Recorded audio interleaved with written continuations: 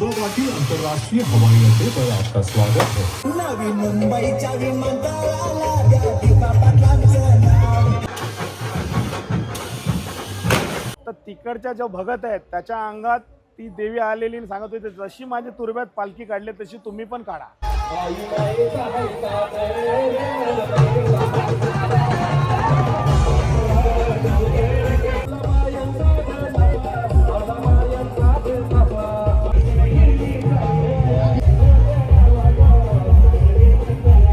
आरती सुरू असताना अंगात यायचं आणि ती रडायची.